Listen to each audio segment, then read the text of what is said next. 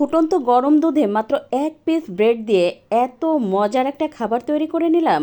বাচ্চা থেকে বড় সবার অনেক পছন্দের এই খাবারটা। আর সকাল বিকাল যে কোনো সময় কিন্তু এটা দেওয়া যায়। বিশেষ করে বাচ্চারা তো অনেক বেশি পছন্দ করে। আজকের রেসিপির জন্য লাগছে একটা ডিম। আপনি কিন্তু এখানে চাইলে 2টা 3টা 4টা ডিম দিয়েও করে নিতে পারেন। তো এখানে আমি 1 কাপ দুধ খুব ভালোভাবে জাল করে আধা কাপ পরিমাণ করে নিয়ে এখন এর মধ্যে দিয়ে দেব 1 পিস ব্রেড। আর নিশ্চয়ই দেখেই বুঝতে পারছেন আমি কিন্তু ব্রেডের চারপাশের যে শক্ত বাদামি অংশটা থাকে সেটা একটা ছুরি দিয়ে কেটে আলাদা করে রেখে দিয়েছি। ওটা কিন্তু ফেলে দিইনি, আমি অন্য একটা কাজে লাগাবো। আর এই যে দেখতেই পাচ্ছেন আমি কিন্তু দুধের মিশ্রণের সাথে যখন পাউরুটিটা একেবারে গলে গেছে তখন কিন্তু আমি একটু নেড়ে মিশিয়ে দিয়ে গরম অবস্থায় ডিমের মধ্যে দিয়ে দিলাম। তারপর কিন্তু সাথে সাথে একটা হ্যান্ড হুইক্স দিয়ে আমি এই যে নেড়ে মিশিয়ে দিচ্ছি। আর এই কাজটা কিন্তু সাথে সাথেই করতে হবে, না হলে কিন্তু ডিমটা জমে যাবে।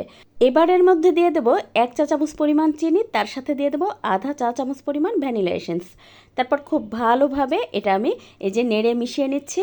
তো এই তো এটা কিন্তু আমার নেড়ে খুব ভালোভাবে মিশিয়ে নেওয়া হয়ে গেছে।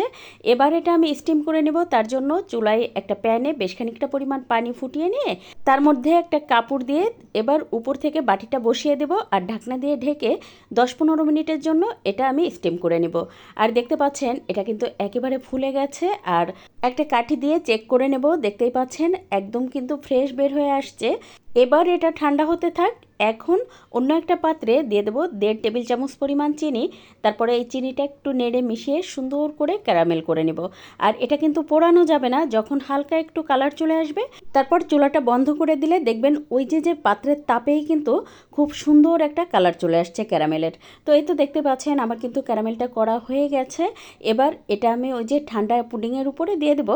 তো তার আগে কিন্তু আমি পুডিংটা এই যে স্কোয়ার শেপে কেটে নিচ্ছি। এটা আপনার পছন্দ, আপনি ছোট বড় করে কেটে নিতে পারেন।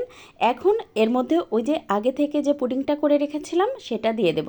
তারপর হাত দিয়ে একটু ঘুরিয়ে ঘুরিয়ে দেব যেন পুডিংটা একদম সব জায়গায় খুব ভালোভাবে এই ক্যারামেলটা লাগে।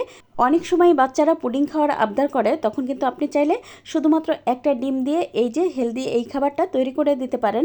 তাহলে কিন্তু বাচ্চারা অনেক বেশি খুশি হয়ে যাবে। আর এই সহজ সুন্দর রেসিপি যদি আপনার ভালো লেগে যায় তাহলে প্লিজ একটু শেয়ার করে দিবেন আর একটা লাইক দিয়ে পেজ ফলো করে পাশে থাকবেন। আজ এ পর্যন্ত, কাল আবার নতুন কোনো ভিডিও নিয়ে দেখা হবে ইনশাল্লাহ। সে পর্যন্ত সবাই ভালো থাকবেন, সুস্থ থাকবেন। আল্লাহ হাফেজ।